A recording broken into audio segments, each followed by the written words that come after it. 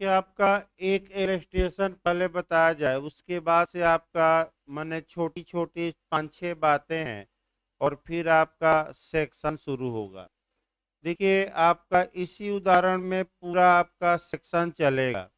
मान लीजिए ए ने बी के खिलाफ सूट फाइल किया और ये मांग किया कि बी हमारा 10,000 रुपया उधार लिया है, दे नहीं रहा है, अतः न्यायालय हमारे फेवर में यानी कि हमारे पक्ष में डिक्री पारित करे और बी से ये 10,000 रुपया हमें दिलवाए।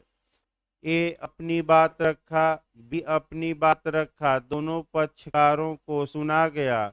सुनने के बाद आपका निर्णय आया यानी कि फैसला आया और जजमेंट के बाद आपका डिक्री पारित की गई। डिक्री में ये पारित की गई कि ए आपका हकदार है 10,000 का और बी ए को 10,000 दे। अब आपका जो 20 से 10,000 रुपया एक को दिलवाया जाएगा, इसी को कहा जाता है एग्जीक्यूशन या निष्पादन या इजरा। अब आपका कैसे बी से एक को ये 10,000 रुपया दिलवाया जाएगा, कौन न्यायालय दिलवाएगा, किस प्रक्रिया से दिलवाई जाएगी, यही बातें आपका मैंने धारा 36 से लेकर 74 तक पढ़नी है और आदेश 21 पढ़ना है जो प्रक्रिया बताएगा।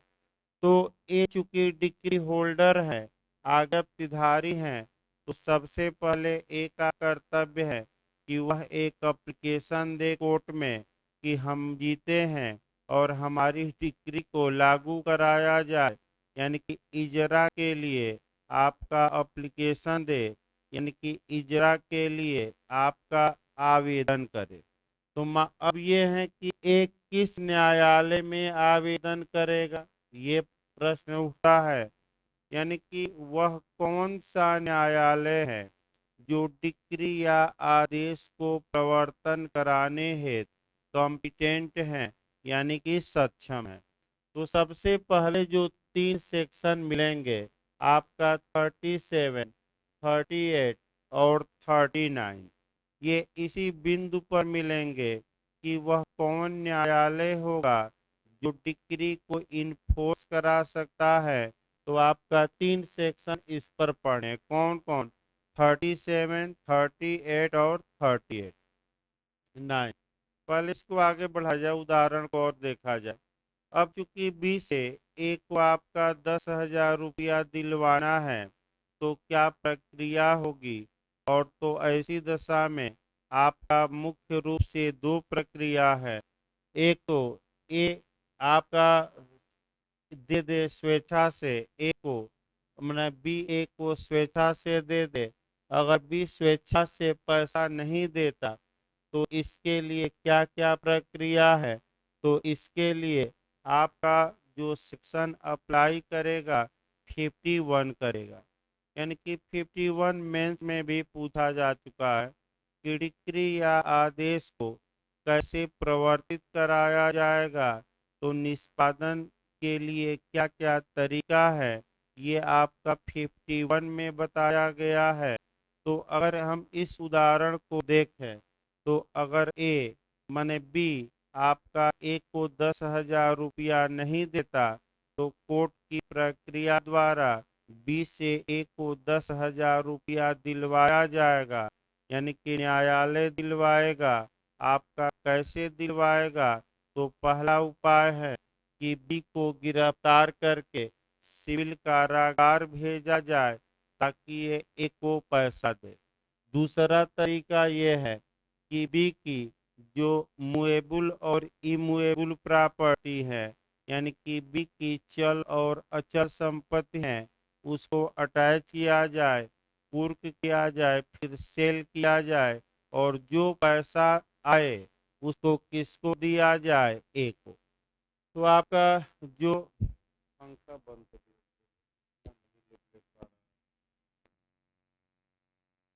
चलने दीजिए, पंखा बंद कर दीजिए, क्या किया जाए। देखिए आपका अब ये है कि भाई बी को गिरफ्तार करके जब जेल भेजवाया जाएगा तो इसके लिए जो शुद्ध रूप से सेक्शन लागू होगा वह 58 होगा। यानी कि अब समझ लीजिए 58 में ये है कि आपका बी को गिरफ्तार करके अरेस्ट करके सिविल कारागार भेजा जाए, सिविल जेल भेजा जाए, तो आपका अधिकतम बी को कितने दिन तक सिविल कारागार में रखा जा सकता है वह समय पूछा जाता है, तो 3 माह। तो आप ये कहेंगे कि ये जो प्रोसीजर है उतना ताकतवर या आपका मजबूत नहीं है। क्यों मजबूत नहीं है? कि अगर जजमेंट डेटर यानी कि हारने वाले को या निर्णित ऋणी को गिरफ्तार करके जेल भी भेजा जाता है तो ज्यादा समय जेल में नहीं रहेगा। आपका अधिकतम कितने दिन तक रह सकता है? 3 माह। अब इसी में आपका और भी समस्या है।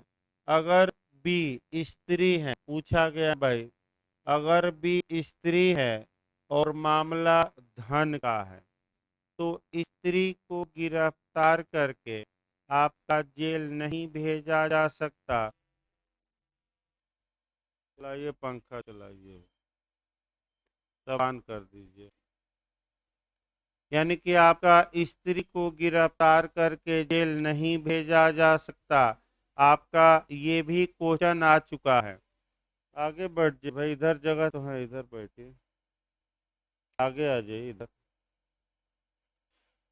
फिर एक बार देखिए, स्त्री को गिरफ्तार करके जेल भेजा ही नहीं जा सकता। यानी कि अगर स्त्री का मामला है, स्त्री मुकदमे में हारी है, तो ऐसी दशा में केवल उसकी मूवेबल और इमूवेबल प्रॉपर्टी को अटैच किया जा सकता है, बेचा जा सकता है और पैसा वसूला जा सकता है। दूसरी समस्या ये आती है कि अगर ए चाहता है कि बी को हम गिरफ्तार करके जेल भेजवाए तो बी का जो भोजन की व्यवस्था है, बैठिए भाई, पीछे बैठ जाए, दो दो लोग ही बैठिए, पीछे जगह है देखिए। देखिए, अगर आपका ए चाहता है कि हम बी को जेल भेजवाएं तो ऐसी दशा में आपका पुनः दूसरी समस्या ये उत्पन्न होती है कि ए बी का भोजन की जेल में व्यवस्था करे। यानी कि इसका मतलब ये हुआ कि ए भोजन का भी पैसा दे और बी को जेल भी भेजवाए, वो भी आपका अधिकतम कितने दिनों तक? 3 माह। तीसरी समस्या आपका ये है कि अगर बी के पास पैसा ही नहीं है, यानी कि धन ही नहीं है, प्रॉपर्टी ही नहीं है, तब बी को जेल भेजा ही नहीं जा सकता। आपका सुप्रीम कोर्ट ने एमसी वर्गीज के केस में, केस भी एक आएगा, एमसी वर्गीज के केस में ये स्पष्ट बता दिया कि अगर निर्णित ऋणी या जो हारा है व्यक्ति उसके पास कोई संपत्ति ही नहीं है तो उसे गिरफ्तार करके जेल नहीं भेजा जा सकता। ये भी आगे बताया जाएगा। यानी कि जेल भेजवाने में तमाम समस्याएं सिविल मामलों में है, तो इस प्रावधान का प्रयोग कम किया जाता है। तो किस प्रावधान का प्रयोग ज्यादा किया जाता है? तो बी की जो मूवेबल या इमूवेबल प्रॉपर्टी है उसको न्यायालय अटैच करे, अटैच करके सेल करवाए और जो पैसा है किसको दिलवा दे? ए को। ये अच्छा तरीका माना। तो आपका अगर बी की संपत्ति इस उदाहरण में कुर्क की जाती है तो आपका समस्या ये आई कि सेक्शन 60 लागू होगा मुख्य रूप से। यानी कि इसका मतलब ये हुआ कि बी की सभी संपत्तियां अटैच नहीं होगी।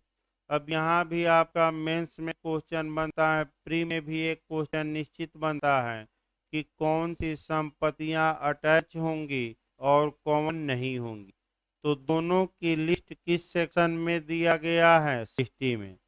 यानी कि उन प्रॉपर्टियों की एक लिस्ट दी गई है जिनको अटैच किया जा सकता है, जिनको अटैच नहीं किया जा सकता। ये कौन सा सेक्शन हम बताएंगे? 60। इसमें भी आपका माने नियम है आपका कि जो वेतन है, वेतन ही पूछा जाता है। आपका वेतन का कितना अटैच होगा, कितना कुर्क होगा, कितना नहीं होगा, तो आगे बताया जाएगा। अभी तो उदाहरण चल रहा है ये। अब ये समस्या है कि मान लीजिए कि न्यायालय के अधिकारी एक के पक्ष में पारित डिक्री को इन्फोर्स कराने के लिए पहुंचे हैं और डिक्री आपका कब्जे को लेकर हैं और आकर 5-6 लोग विरोध करने लगे, तो आपका अब क्या होगा? यानी कि एक की ओर से पुलिस वाले पहुंच गए डिक्री को लागू कराने और 5-6 लोग आए उसका विरोध करने लगे, यानी कि निष्पादन या एग्जीक्यूशन का विरोध करने लगे, तो फिर एक सेक्शन पढ़ना है आपका 74।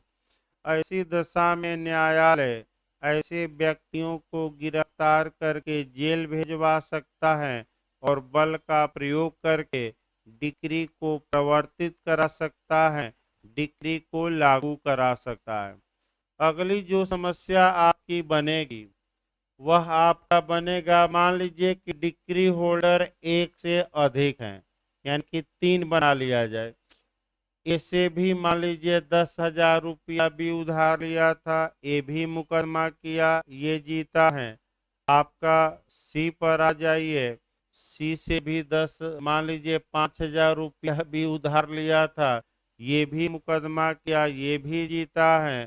और डी से भी कितना लिया था? 5,000, और ये भी मुकदमा किया और ये भी जीता है। यानी कि आपका देने वाला बी हो गया और लेने वाले इस उदाहरण में कितने व्यक्ति हो गए? 3।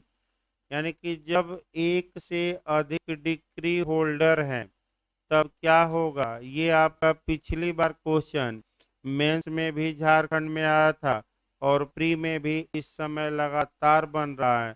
प्रोफेसर आपका मने आनुपातिक वितरण होगा, यानी कि जिस आपका अंश में या जिस हिस्से में जितने लोगों ने उधार दिया है, जब पैसा आएगा तो उनमें उतने अंशों में विभाजित किया जाएगा, डिवाइड किया जाएगा। तो मान लीजिए कि बी पैसा नहीं दे रहा है और बी की संपत्ति आपका जब अटैच करके यानी कि कुर्क करके बेची गई तो टोटल रुपया आया बेचने से 10,000। अब आप कहेंगे कि भाई वापस कितना करना है? टोटल 20,000 रुपया और पैसा कितना आया है बेचने से? बी की संपत्ति 10,000। तो इसी 10,000 में से तीनों लोगों को मिलेगा, तो भाई किसको कितना मिलेगा? तो आनुपातिक वितरण किया जाएगा, यानी कि आपका कह सकते हैं और जो जितना पैसा दिया रहेगा उस अनुपात में उसे उतना अंश मिलेगा, उतना शेयर। तो आनुपातिक वितरण करा दीजिए। एच की 10,000 दिया है तो ये कितना पाएगा? 5,000। और सी आपका 5,000 दिया है तो ये कितना पाएगा? 2,500। और डी 5,000 दिया है तो ये भी कितना पाएगा? 2,500। यानी कि अब आपका कम कम हो जाएगा। ये किस सेक्शन में है? सेक्शन भी मैं बताऊंगा आगे। ये आपका 73। यानी कि मुख्य मुख्य कम से कम सेक्शन याद रखिए कि आपका किस सेक्शन में कौन सी बातें हैं। जो मुख्य मुख्य सेक्शन है जहाँ से प्री और मेंस में लगातार बन रहा है, आपका कुछ सेक्शन अभी बताया गया। अब ये है कि जब आगे बढ़ा जाए सो जब ए बी के खिलाफ इस डिक्री को इन्फोर्स कराना चाहता है तो कितने समय के अंदर वह इजरा या निष्पादन या एग्जीक्यूशन के लिए कोर्ट का दरवाजा खटखटा दे, यानी कि आपका कोर्ट में एप्लीकेशन दे दे। तो आपका पूछा जा सकता है इजरा के लिए लिमिटेशन पीरियड कितना है, इजरा के लिए परिसीमा काल कितना है, मर्यादा काल या समय सीमा। का लिखवाया भी गया था। अगर मैंडेटरी इंजेक्शन है यानी कि आज्ञापक व्यादेश है तो डिक्री पारित करने के कितने वर्ष के अंदर? 3। और सामान्य डिग्री है तो कितने वर्ष के अंदर? 12।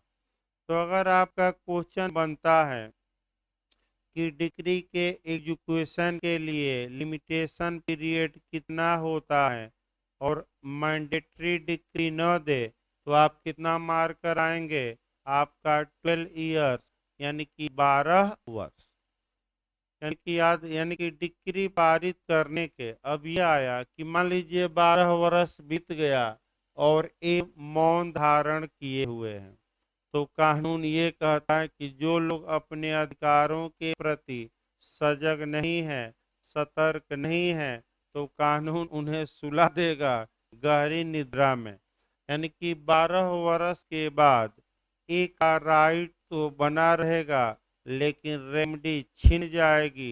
यानी कि इसका मतलब ये हुआ कि जो भाई परिसीमा अधिनियम है, लिमिटेशन जो एक्ट है, उसका मेन पहलू ये है कि वह राइट पर अटैक नहीं करता तो किस पर करता है? रेमडी पर।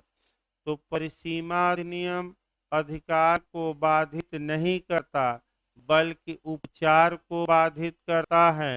यानी कि ए 10,000 रुपया पाने का अभी भी हकदार है, लेकिन 12 वर्ष के अंदर वह कोर्ट में जा सकता है और जैसे ही 12 वर्ष बीतेगा ये हकदार है, लेकिन जो कोर्ट में जाने का एक अधिकार है वह छिन जाएगा, वह बाधित हो जाएगा।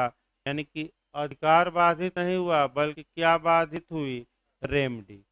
तो आपका याद रखिए परिसीमा नियम में पूछा भी जाता है, परिसीमा नियम अधिकार को बाधित करता है कि उपचार को, राइट को कि रेमडी को? तो आपका क्या जवाब रहेगा? रेमडी को। एक सेक्शन इसका अपवाद है, वहीं एमपी में लगातार पूछा जाता है कि किस सेक्शन के तहत राइट और रेमडी दोनों समाप्त हो जाती है, तो वह कौन सेक्शन लिमिटेशन का मारेंगे? 27। आगे बढ़ा जाए इसमें भाई आपका, अब एक क्रम से चला जाए। पहला आपका क्रम ये है कि एग्जीक्यूशन या इजरा या निष्पादन किसे कहा जाता है? तो सीपीसी की जहां तक बात है, सीपीसी में कहीं भी एग्जीक्यूशन या निष्पादन को परिभाषित नहीं किया गया है। तो जिस चीज की परिभाषा न दी गई हो, एक अपनी परिभाषा बनाई जाती है। तो अगर कोई पूछे कि निष्पादन क्या होता है, तो एक लाइन आपको बताना पड़ेगा और 3-4 एंगल से मैं बता रहा हूँ। देखिए 3-4 एंगल से मैं बता रहा हूँ। पहला एंगल ये है कि डिक्री या आदेश की शर्तों का पालन कराना ही निष्पादन कहा जाता है। यानी कि जो बातें डिक्री में है या जो बात आर्डर में है, उन बातों को कानून द्वारा या न्यायालय द्वारा इन्फोर्स कराना, प्रवर्तित कराना, लागू कराना ही निष्पादन कहलाता है। यानी कि इसी उदाहरण से चलते रहिए। ए ने बी से 10,000 रुपया जीता है। ए के पक्ष में कितनी की डिक्री पारित हुई है? 10,000 की। तो बी से जब ए को इस डिक्री की शर्तों का पालन कराया जाएगा, यानी कि बी से ये 10,000 रुपया किसको दिलवाया जाएगा? ए को। इसी को हम एक लाइन में क्या कहेंगे? निष्पादन। यानी कि इसका मतलब ये हुआ कि निष्पादन वह माध्यम है जिसके तहत न्यायालय डिक्री में कही गई बातों को लागू कराता है।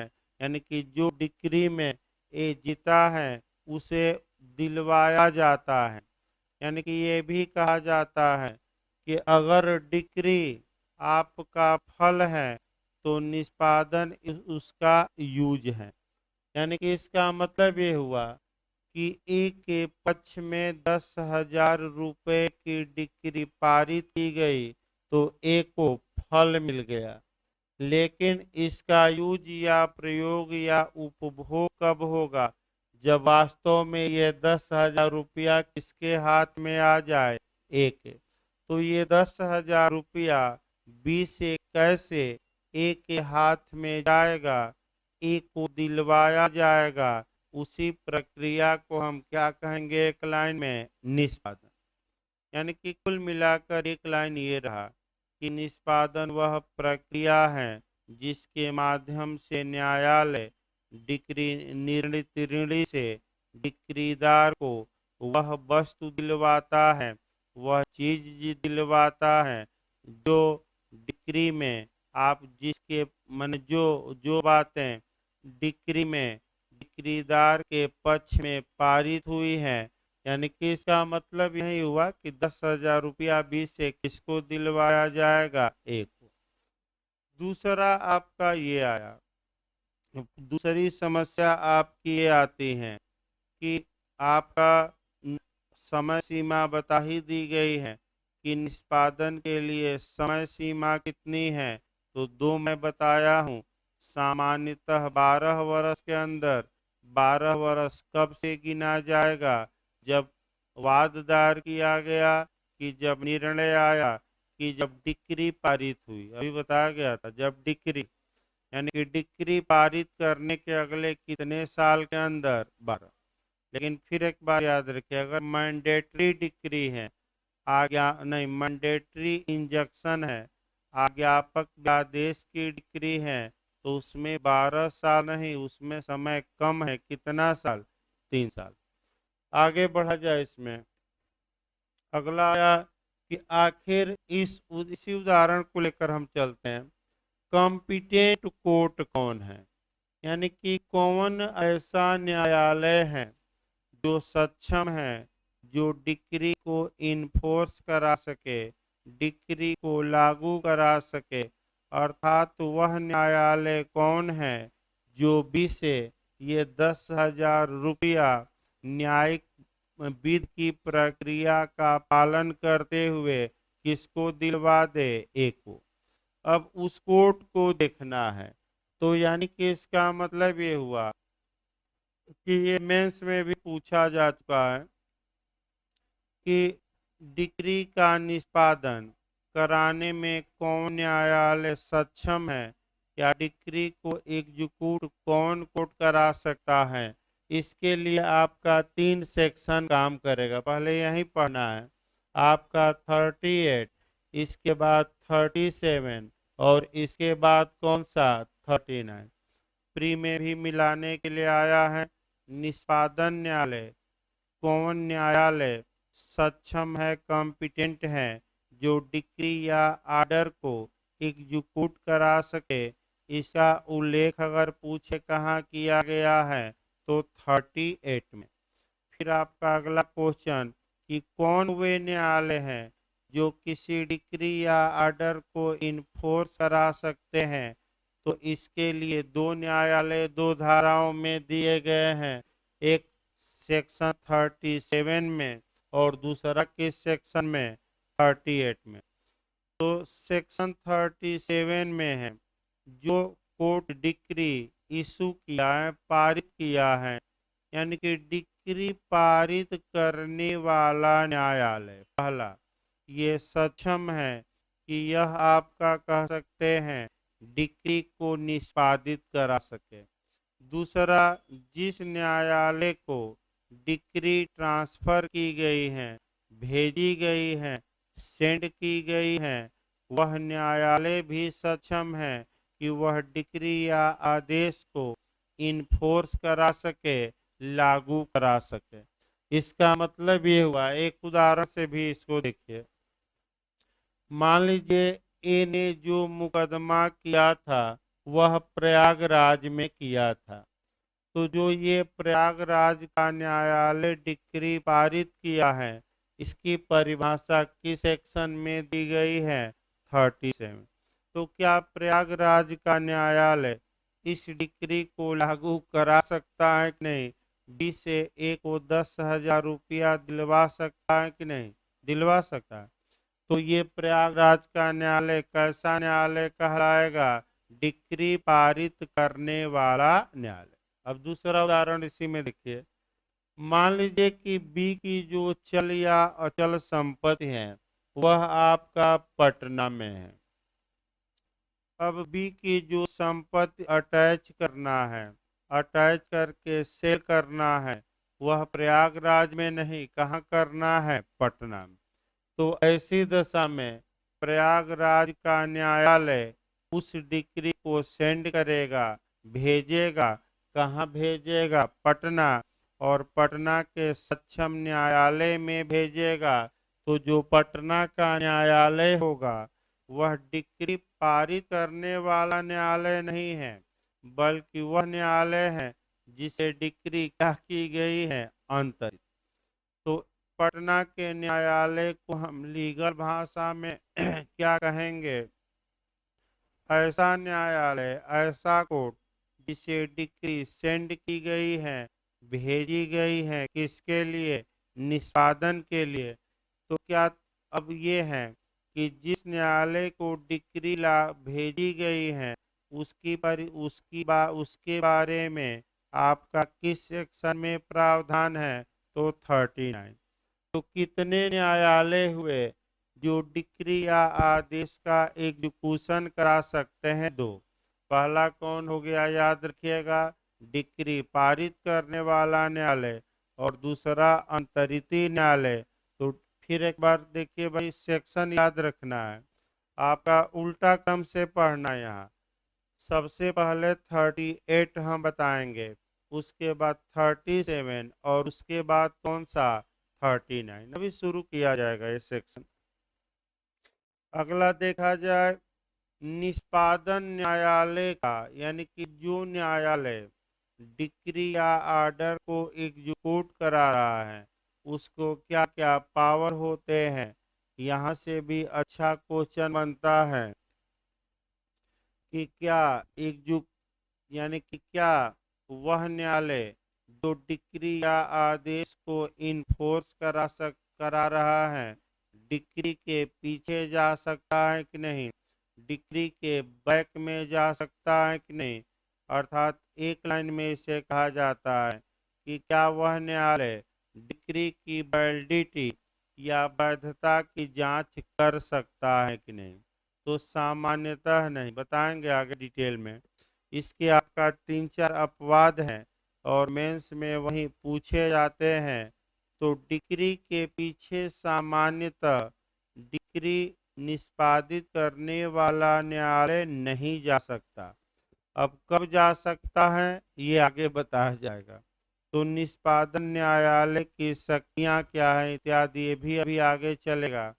आगे देखा जाए निष्पादन कौन करा सकता है, यानी कि एग्जीक्यूशन के लिए, इजरा के लिए कौन आवेदन दे सकता है? अब इस पर आया जाए।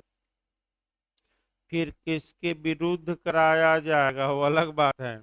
यानी कि अगर ए बी से 10,000 रुपया जीता है तो इस डिक्री को इन्फोर्स कराने के लिए कोर्ट में कौन एप्लीकेशन दे सकता है? तो एक तो ए दे सकता है। ए का मतलब ये हुआ कि डिक्री होल्डर, यानी कि जो व्यक्ति न्यायालय में जीता था उस व्यक्ति को ये हक है कि वह एक एप्लीकेशन दे दे और ये कहे कि बी से हमारा कोर्ट की प्रक्रिया का पालन करते हुए, कानून का पालन करते हुए 10,000 रुपया दिलवाया जाए। तो समय का भी ध्यान रखना है। आप लोग अभी हमेशा बताया जा रहा है कि को कितने समय के अंदर डिक्री पारित करने के चला जाना चाहिए कोर्ट में। मैंडेटरी इंजंक्शन है तो 3 वर्ष, 3 वर्ष। अब ये ए अगर मर जाता है तब कौन कोर्ट का दरवाजा खटखटाएगा? क्या ये डिक्री लागू कराई जाएगी कि नहीं, एग्जीक्यूट कराई जाएगी कि नहीं? तो लीगल रिप्रेजेंटेटिव, फिर एक बार देखिए, यानी कि डिक्रीदार के न रहने पर उसका जो विधिक प्रतिनिधि है, लीगल रिप्रेजेंटेटिव है, वह भी एप्लीकेशन दे सकता है, लेकिन समय बढ़ेगा नहीं, आपका समय वही रहेगा। कितने साल? 12 साल। अब एक उदाहरण देखिए, मान लीजिए ए 6 साल मौन रहा, आवेदन ही नहीं दिया तो 6 साल आपका बीत गया, तब तक ये मर जाता है। और ए का जो लीगल रिप्रेजेंटेटिव है कौन, सी आता है, मान लीजिए बी, सी आता है, तो अब सी को कितना समय और मिलेगा, ताकि तो कितना समय और मिलेगा, 6 साल। यानी किसी को 6 साल के अंदर एग्जीक्यूशन के लिए कोर्ट में आवेदन कर देना है, क्योंकि 6 साल तो पहले ही क्या हो चुका है, बीत गया है। अब आपका सी की परिभाषा या लीगल रिप्रेजेंटेटिव की डिफिनीशन कहाँ दी गई है, तो आपका जवाब रहेगा सीपीसी के किस सेक्शन में बताया गया है, 211। और इसके विरुद्ध डिक्री को लागू कराया जाएगा इत्यादि, इसके लिए जो सेक्शन काम करेगा आगे बताया जाएगा, वह 146 है। यानी कि विधिक प्रतिनिधि भी डिक्री को लागू करा सकते हैं, ये हम नहीं बता रहे हैं। स्पष्ट रूप से आपका कौन सा सेक्शन बता रहा है, 146, जो आगे डिटेल में चलेगा, अभी तो भूमिका ही चल रही है भाई सब। अब आइए आगे चला जाए भाई। मान लीजिए ए बी से 10,000 रुपया जीता था और ए ने इस डिक्री को डी को अंतरित कर दिया। इसका मतलब ये हुआ कि फिर एक बार देखिए टीपीए में भी ये काम करेगा। ए ने 10,000 रुपया बी से जीता था और ए इस डिक्री को ट्रांसफर कर देता है, अंतरित कर देता है। और अंतरित किसको करता है, तो आपका डी को। तो जो डी होगा वह डिक्री का अंतरित होगा।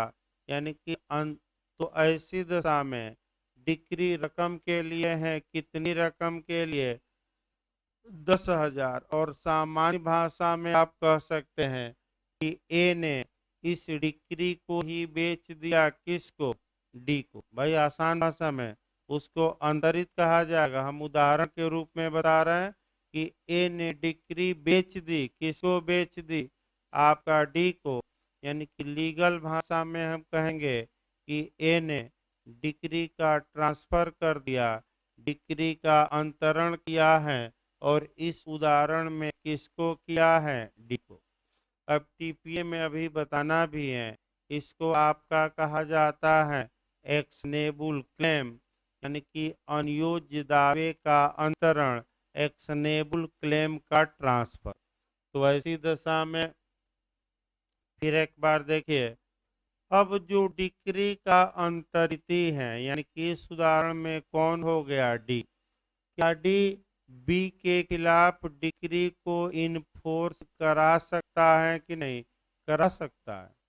यानी कि क्या डिक्री का अंतरित डिक्री को एग्जीक्यूट करा सकता है कि नहीं, प्रवर्तित करा सकता है कि नहीं, तो आपका जवाब रहेगा करा सकता है।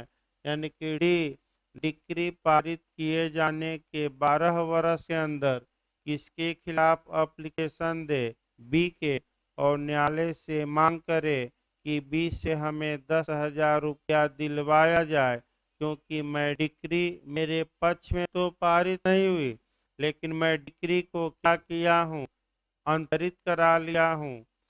चूंकि अनियोज्य दावा आपका प्रतिफल सहित भी हो सकता है और प्रतिफल रहित भी, यानी कि कंसीडरेशन हो सकता है और कंसीडरेशन नहीं भी हो सकता। इसीलिए हम शुद्ध रूप से विक्रय नहीं कर रहे हैं, क्योंकि दान आपका अनियोज्य दावा दान में भी लागू होगा, क्योंकि एक पैसा नहीं लिया गया।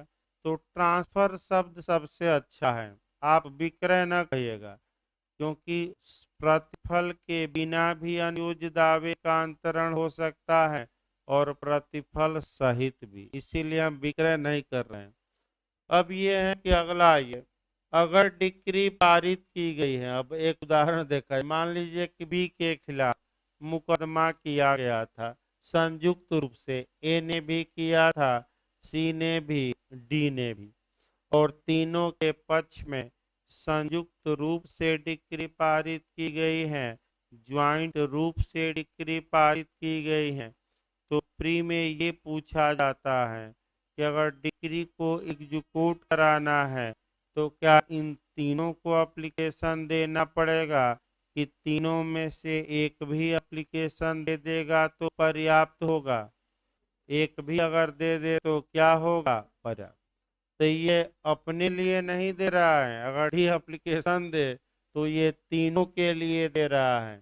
यानी कि इसका मतलब ये हुआ कि अगर डिक्री पारित की गई है, रिप्रेजेंटेटिव सूट में पारित की गई है, प्रतिनिधिवाद में पारित की गई है, डिक्री होल्डर कई व्यक्ति हैं, तो कोई एक व्यक्ति भी अगर डिक्री को आपका डिक्री के लागू कराने हेतु आवेदन देता है तो वह सही माना जाएगा, कोई दिक्कत नहीं है।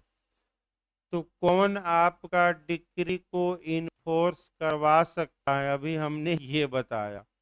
अब इसी के साथ आपका जो टीपीए को कोरिलेट आप करेंगे, एक 91 करेंगे, यानी कि आप चाहें तो कोरिलेट कर सकते हैं टीपीए का सेक्शन 91, अभी बताना भी है। आपका रिडीम अप, रिडीम अप मतलब होता है मोचन ऊपर को, यानी कि कौन वे व्यक्ति हैं जो मोचन करा सकते हैं, ये प्रावधान आपका 91 में दिया गया, याद रखे।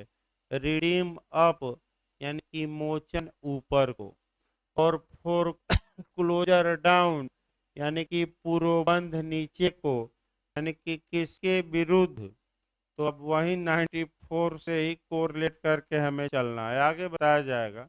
लेकिन एक लाइन तो याद रखिए, रिडीम अप यानी कि मोचन ऊपर को किस धारा में सिद्धांत है टीपीए के 91, और फोर क्लोजर डाउन यानी कि पूर्वबंध नीचे को किस धारा में सिद्धांत है 94। अलग अलग भी पूछा जाता है, एक साथ पूछा जाता है, इसको रट्टा मारकर जाना है टीपीए के लिए। आगे बढ़ा जाए भाई।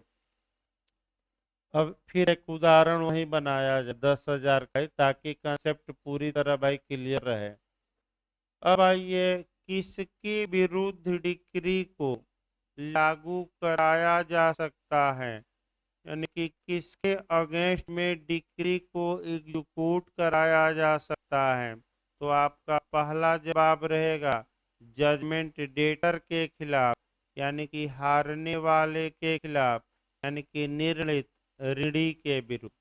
अर्थात अगर मुकदमा किसके आवेदन किसके खिलाफ दिया जा सकता है, बी के, क्योंकि बी क्या हुआ था, हारा था। अब आइए, अगर बी मर जाता है तब क्या होगा। अब आइए अगला पॉइंट, अगर जो हारा है वह डिक्री अभी पूरी हुई ही नहीं, डिक्री का पैसा वसूल ही नहीं हो पाया, तब तक कौन मर जाता है, आपका जजमेंट डेटर, निर्णित ऋणी हारने वाला। तो ऐसी दशा में आपका कह सकते हैं कि इसका मतलब ये हुआ कि डिक्री का निष्पादन जजमेंट डेटर के लीगल रिप्रेजेंटेटिव या विधिक प्रतिनिधि के विरुद्ध भी कराया जा सकता है। यानी कि बी मर गया तो किसके खिलाफ एप्लीकेशन देंगे कि डिक्री को लागू कराया जाए, बी के उत्तराधिकारी या बी के विधिक प्रतिनिधि। विधिक प्रतिनिधि के लिए डिटेल में हम बताएंगे। आपका दो सेक्शन काम करेगा, कौन कौन, एक 50 काम करेगा और एक 52। लेकिन कंसेप्ट यहाँ क्लियर रखना है कि मान लीजिए कि बी 10,000 रुपया हारा था और बी के विद बी मर गया, बी के लीगल रिप्रेजेंटेटिव के अगेंस्ट में डिक्री को एग्जीक्यूट या लागू कराया जा रहा है, तो जो बी के विधिक प्रतिनिधि होंगे वह किस सीमा तक बी के ऋणों के लिए उत्तरदायी होंगे, वह लिमिट देखना है। जिस सीमा तक वह बी की क्या पाए हैं, प्रॉपर्टी। तो अगर बी का विधिक प्रतिनिधि मान लीजिए सी है और बी की जो संपत्ति पाया है वह 5,000 ही रुपया पाया है, और डिक्री कितने की बी के खिलाफ पारित की गई थी, 10,000 रुपये का, तो सी किस सीमा तक उत्तरदायी होगा? पूरा 10,000 ना मार दीजिएगा, किस सीमा तक केवल होगा, किस लिमिट तक? 5,000। ये बताया जाएगा डिटेल में, ये भी कौन कौन सेक्शन है आपका 50 और 52। आगे बढ़ा जाए, यानी कि पहला हो गया निर्णित ऋणी के खिलाफ डिक्री लागू कराइए। निर्णित ऋणी मर गया तो उसके किसके खिलाफ? विधिक प्रतिनिधि के खिलाफ कराइए। इसके बाद आइए गारनिसी। क्या गारनिसी के विरुद्ध भी डिक्री को इन्फोर्स कराया जा सकता है कि नहीं, और क्या किया जा सकता है? इसके लिए जो नियम दिए गए हैं, आपका भी उत्तराखंड में आ भी था, गार्निसी के बारे में जो आपका नियम दिया गया है, वह आदेश 21 का नियम 46A कैपिटल है। गार्निसी को सूचना, तो गार्निसी कहा किसे जाएगा, पहले ये समझिए। मान लीजिए ए 10,000 रुपया हारा है, माने बी हारा है, और बी ने सी को आपका 10,000 रखा जाए, 10,000 रुपया उधार दिया था। तो अब आइए, निर्णित ऋणी इस उदाहरण में कौन है? बी। माने हारने वाला कौन पक्षकार है कोर्ट में? बी। तो उसे हम क्या कहेंगे लीगल तौर पे? जजमेंट डेटर या निर्णित ऋणी। और इस निर्णित ऋणी से ऋण कौन लिया है? डेट कौन लिया है? उधार कौन लिया है? सी। तो सी देखिए लीगल भाषा में क्या कहा जाए भाई, निर्णित ऋणी का ऋणी, यही पूछा गया था। तो गार्निसी का मतलब होता है निर्णित ऋणी का ऋणी, यानी कि हारने वाला ये है, और इससे उधार कौन लिया है? सी। तो क्या सी के खिलाफ कार्यवाही की जा सकती है कि नहीं, यानी कि ए सी को सूचना भेजवा सकता है कि नहीं, और गार्निसी का क्या दायित्व होगा, ये डिटेल में हम बताएंगे भी थोड़ा। इसका प्रावधान किस सेक्शन, किस आर्डर के, किस रूल में? तो आर्डर 21 के रूल 46A में, कैपिटल ए रट कर जाइए। यानी कि गार्निसी को सूचना, तो गार्निसी कौन होता है ये भी पूछ सकता है, तो याद करके जाएगा निर्णित ऋणी का ऋणी। आगे देखा जब भाई आपका अब ये है कि आपका प्रक्रिया आगे बताया जाएगा, प्रकार भी आगे आपका बताया जाएगा। अब आइए शुरुआत किया जाए, कुछ सामान्य बातें बता दी गई। सबसे पहले जो सेक्शन हमें शुरू करना है आपका 36 करना है। 36 सेक्शन देखिए क्या कहता है, अब एक एक सेक्शन वाइज चला जाए। 36 ये कहता है कि डिक्रियों और आदेशों का निष्पादन, यानी कि जिस प्रकार डिक्री का आपका डिक्री का निष्पादन कराया जाता है, जहां तक संभव हो आदेश का निष्पादन भी उसी प्रक्रिया द्वारा कराया जाएगा। इसका मतलब ये हुआ कि चाहे निर्णय से निकला निष्कर्ष डिक्री हो या आर्डर हो, उसको एग्जीक्यूट कराने, लागू कराने या प्रवर्तित कराने की जो प्रक्रिया है वह सेम है कि डिफरेंस है, यानी कि समान है कि भिन्न है? समान है। ये हम अपने मन से नहीं बता रहे हैं, ये एक लाइन में कौन सी धारा बता देती है? छत। यानी कि जिस प्रकार डिक्री इन्फोर्स होगी उसी प्रकार आर्डर भी इन्फोर्स कराया जाएगा। अतः आदेश को लागू कराने के लिए अलग से कहीं कोई प्रक्रिया नहीं दी गई रहेगी। जो डिक्री की प्रक्रिया हम बताएंगे वह आदेश को भी लागू कराने के मामले में अप्लाई होगी, इसमें कोई शक नहीं है। अब आइए आपका यहाँ से उठाया जाता है भाई 38, इसके बाद 37 और 39। यहाँ आप देखिए डिक्री या आर्डर को आपका इन्फोर्स कराने के लिए, एग्जीक्यूट कराने के लिए कौन सा न्यायालय कॉम्पिटेंट है, कौन न्यायालय सक्षम है। यानी कि अब हमें ये चलना है, पहले तो वह कोर्ट देखना है, अर्थात वह न्यायालय हमें देखना है जो डिक्री या आदेश को इन्फोर्स करा सके, यानी कि लागू करा सके। तो बेयर एक्ट की भाषा पहले निकाल लीजिए। अब आपका सेक्शन वाइज शुरू किया जाए भाई। वैसे इस चैप्टर को देना चाहिए था लास्ट में, लेकिन अब बीच में ही दे दिया। देखिए आपका भाई 38 पहले देखिए, वह न्यायालय जिसके द्वारा डिक्री निष्पादित की जा सकेगी। यानी कि आपका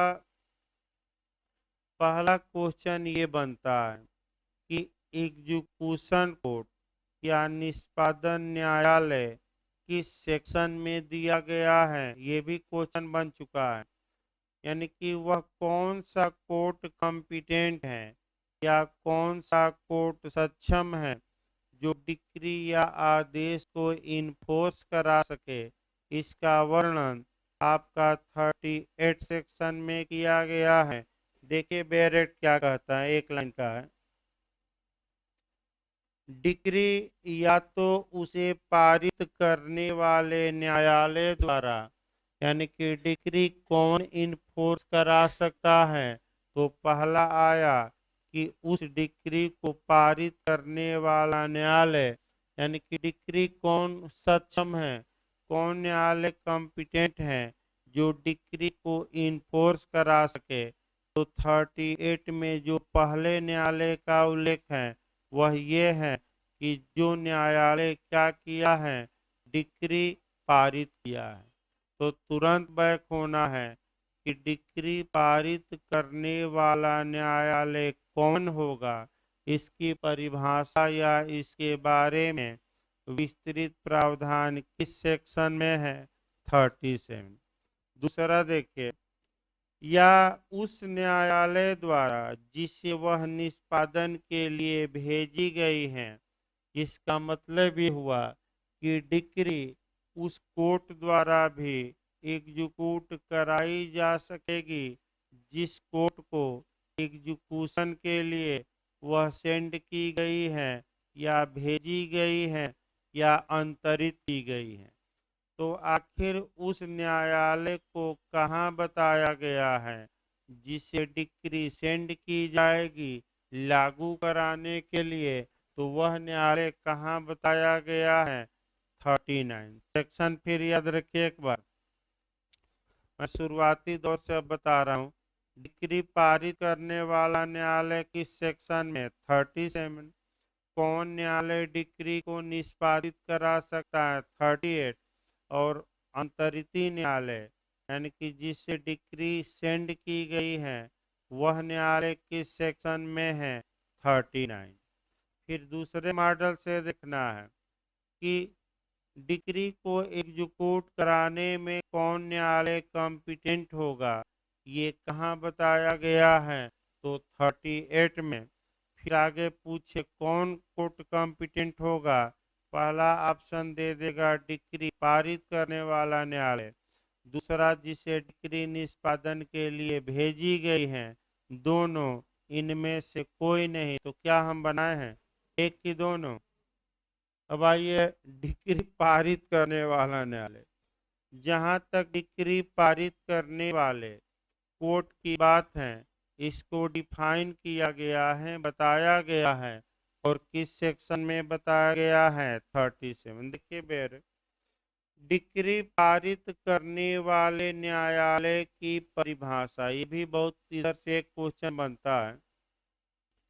यानी कि डिक्री पारित करने वाले कोर्ट को कहाँ डिफाइन किया गया है, 37। देखिए कई शब्दों को, जब तक कि कोई बात विषय या संदर्भ के विरुद्ध न हो।